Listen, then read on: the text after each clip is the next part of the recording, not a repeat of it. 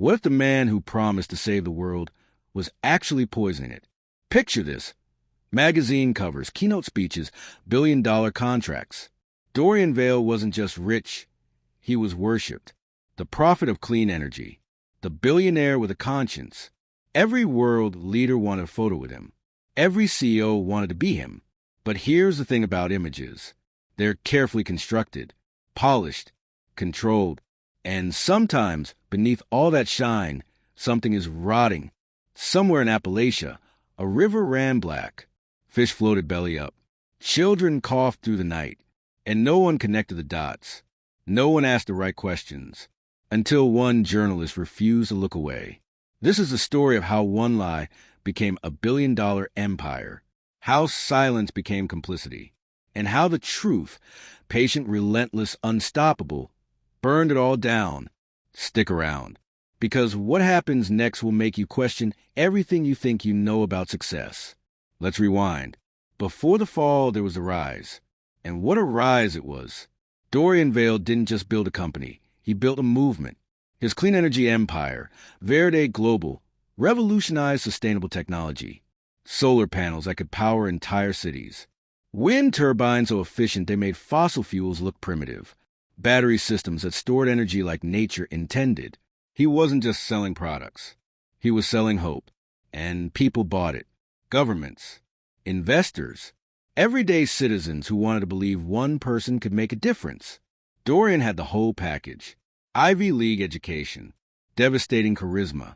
A backstory humble enough to be relatable, but ambitious enough to inspire. He spoke at TED Talks about legacy, about responsibility, about leaving the world better than we found it. We don't inherit the earth from our ancestors, he'd say, pausing for effect. We borrow it from our children. The crowd would erupt. Every time. Time magazine called him the Green Titan. Forbes dubbed him capitalism's conscience.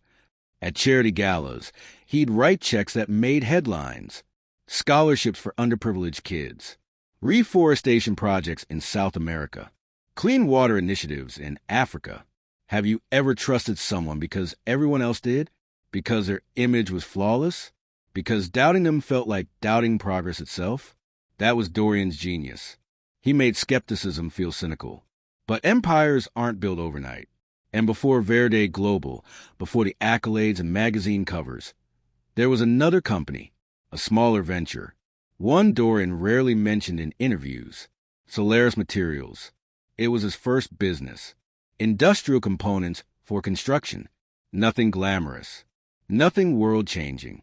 Just a young entrepreneur trying to make his mark, cutting corners where he could, doing whatever it took to survive in a brutal market. Most people had forgotten about Solaris Materials.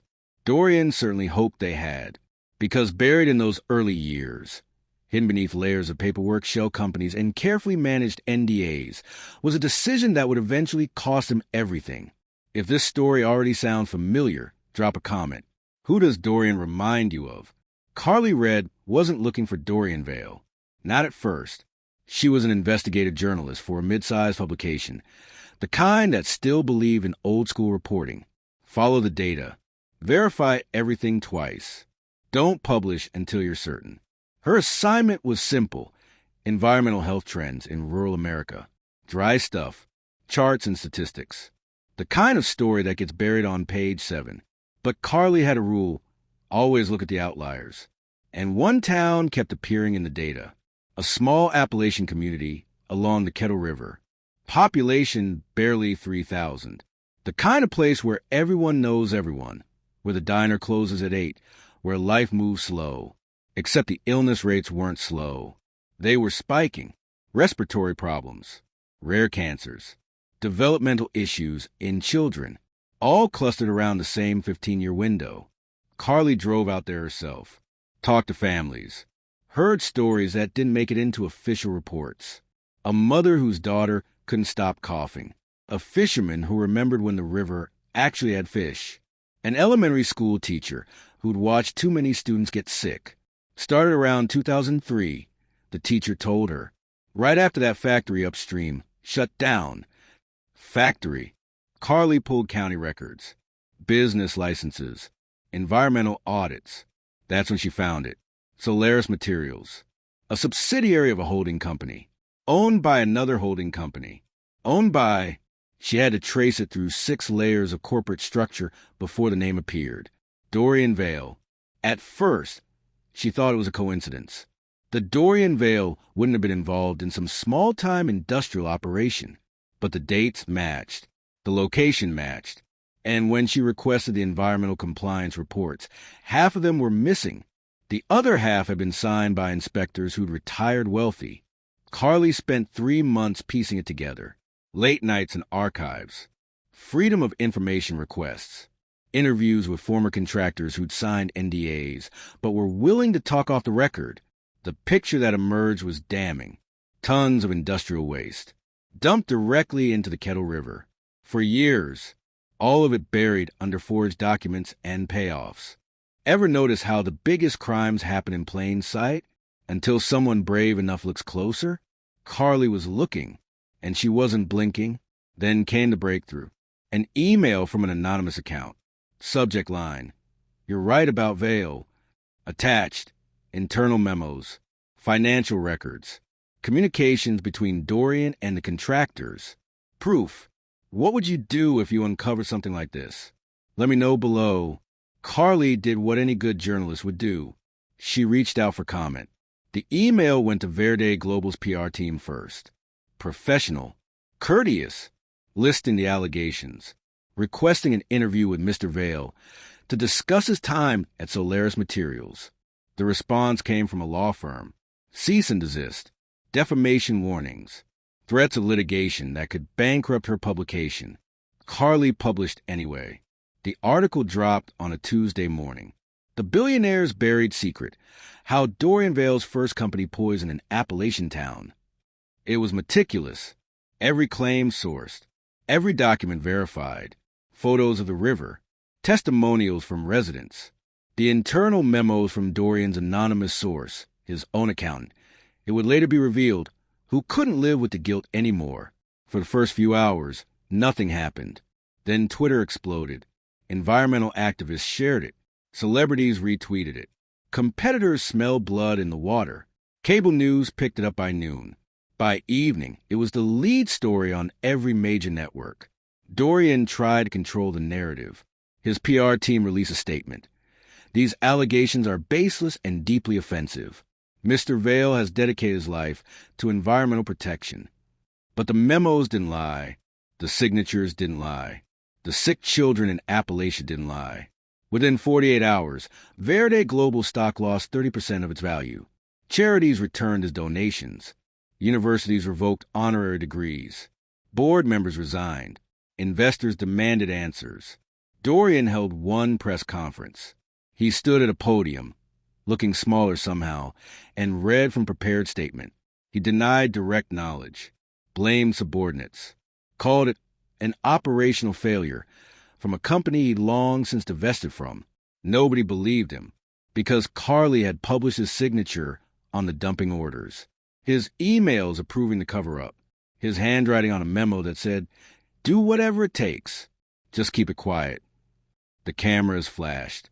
Reporters shouted questions. Dorian's lawyer whispered in his ear. He left without answering a single one. That night, alone in his penthouse office, Dorian watched the news coverage.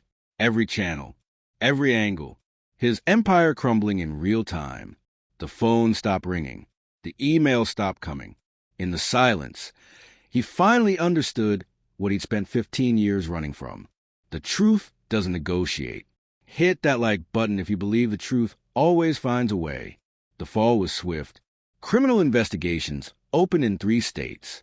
The EPA launched a federal probe. Class action lawsuits piled up. Shareholders sued. Employees sued. The town of Kettle River sued. Verde Global's partnerships dissolved overnight. Contracts were canceled. International deals fell through. The company that had been valued at $15 billion was suddenly worth less than its office furniture. Dorian stepped down as CEO, then from the board, then from public life entirely. He released one final statement through his lawyers. "I deeply regret any harm caused by decisions made during my early career. I am committed to making this right." But how do you make it right? How do you unpoison a river? How do you give back stolen childhoods? How do you compensate for 15 years of suffering you pretended didn't exist?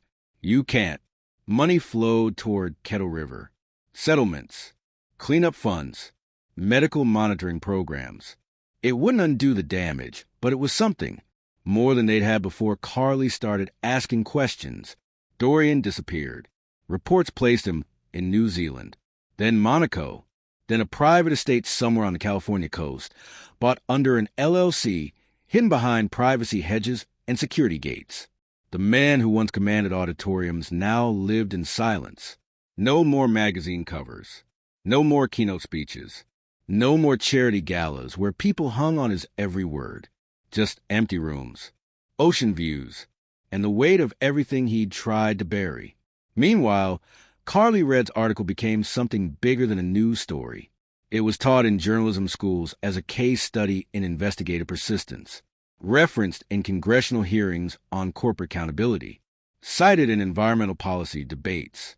She won a Pulitzer, but she never forgot the families in Kettle River, the mother whose daughter still struggled to breathe, the fisherman who'd never see the river recover in his lifetime. Justice, she learned, isn't always satisfying. It's just necessary. Have you ever watched someone who seemed untouchable finally face the music? It's rare, but unforgettable. So, what do we take from this? What's the lesson buried in Dorian Vale's rise and fall? First, understand this. Image is not integrity. We live in a world obsessed with branding, with optics, with carefully curated success stories that make us feel good about capitalism, about progress, about ourselves. Dorian Vale was a master of image. He knew exactly what to say, how to dress, which causes a champion. He weaponized hope. He turned sustainability into a personality cult. And we bought it because we wanted to believe. Because doubt is exhausting. Because it's easier to trust a narrative than to dig beneath it. But here's the truth. The most dangerous people aren't the obvious villains. They're the ones who look like heroes. Second, silence has a cost. Think about everyone who knew. The contractors who dumped the waste. The inspectors who took the bribes. The accountants who buried the numbers. The lawyers who wrote the NDAs. Every single one of them made a choice. To look away. To cash the check. To tell themselves it wasn't their problem. And for 15 years, children in Kettle River paid the price. Silence isn't neutral. It's complicity. Third, never underestimate the power of one person who refuses to quit. Carly Redd wasn't a superhero. She was a journalist with a laptop and a hunch. She faced legal threats, professional risks, the weight of going up against a billionaire with unlimited resources. She did it anyway, because some stories need to be told. Some truths need to see daylight. And sometimes accountability only happens because one person decides it matters more than their comfort. This isn't just about Dorian Vale. It's about every corporate scandal, every cover-up, every powerful person who thought they were above consequences.